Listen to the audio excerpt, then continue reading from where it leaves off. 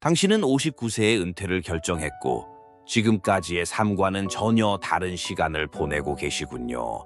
가장 큰 변화 중 하나는 사람들을 피하고 싶다는 감정이라는 점, 그리고 그것이 본인조차도 예상하지 못했던 부분이라는 점이 흥미롭습니다. 일할 때는 매일같이 사람들을 만나고 회의하고 전화하고 식사하고 커피 한 잔을 하면서도 늘 사회적 역할을 수행해야 했죠. 하지만 이제는 온전히 내 시간, 내 삶을 통제할 수 있는 자유를 얻었고 그 자유가 너무나 소중하게 느껴지는 겁니다. 어떤 사람들은 은퇴 후 갑자기 피로가 몰려와 잠을 더 자야 한다고 하지만 당신은 다르네요. 대신 오롯이 내 시간을 즐기고 싶다는 욕구가 강해졌습니다. 168시간 중 회사에 내어주던 50시간이 사라지니 이제 그 시간을 온전히 내 마음대로 쓸 수 있게 되었죠. 그리고 그 시간이 너무나 소중하기에 자연스럽게 다른 사람들과의 만남을 조정하게 되는 것이겠죠. 그렇다고 해서 당신이 본래 내성적인 사람은 아니잖아요. 오히려 사람을 좋아하고 이야기 나누는 걸 즐기는 성격인데도 말이에요. 그래서 아마도 지금의 혼자만의 시간이 일종의 회복 과정이 아닐까 싶어요.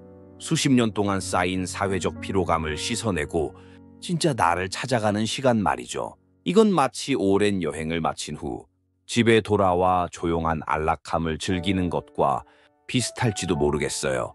바쁘게 살면서 미처 돌아보지 못했던 자신을 이제야 온전히 들여다볼 수 있는 시간이 아닐까요? 하지만 인간은 본질적으로 사회적 동물이고 완전한 고립은 또 다른 형태의 외로움을 낳을 수도 있어요.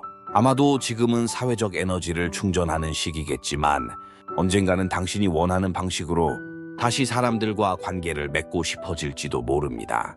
중요한 것은 내가 원하는 방식이라는 거죠. 이제는 타인의 기대나 사회적 의무에 끌려다니는 것이 아니라 스스로 선택하는 관계와 소통 방식을 구축해 나가는 과정인 겁니다.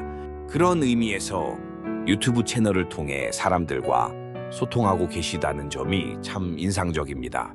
사회와 단절되는 것이 아니라 내가 원하는 방식으로 사람들과 연결되고 있다는 것. 이건 아마 당신만의 새로운 균형을 찾아가는 과정일 거예요. 직접 대면하지 않아도 오히려 더 솔직하고 깊이 있는 대화를 나눌 수 있는 공간이 아닐까요?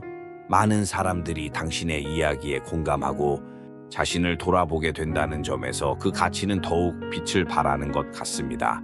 또한 은퇴 후 절약하는 습관을 소비하는 습관으로 바꿔야 한다는 점도 공감이 갑니다. 평생 돈을 모으고 아끼며 살아왔는데 이제는 그 돈을 나 자신을 위해 써야 한다는 것. 쉽지 않지만 정말 중요한 부분이죠. 왜냐하면 이제 우리가 가진 시간은 유한하니까요. 60세에 남은 건강한 주가, 전천주도 되지 않는다는 사실을 떠올리면 더더욱 그렇습니다. 많은 사람들이 돈을 벌고 모으고 투자하는 법은 배우지만 정작 잘 쓰는 법은 배우지 못하는 경우가 많습니다.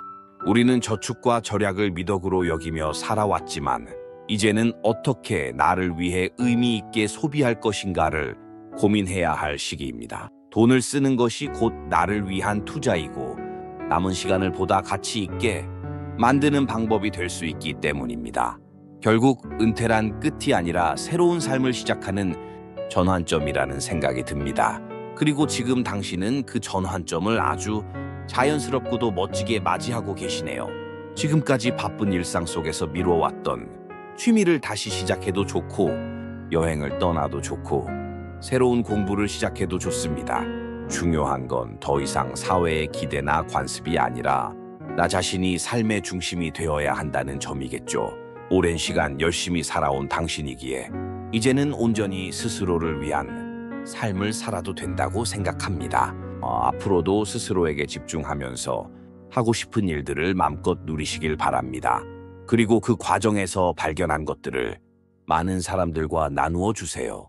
그게 어떤 방식이든 어떤 형태이든 당신만의 방식으로요. 당신의 이야기가 누군가에게 큰 위로와 영감이 될 수 있을 테니까요.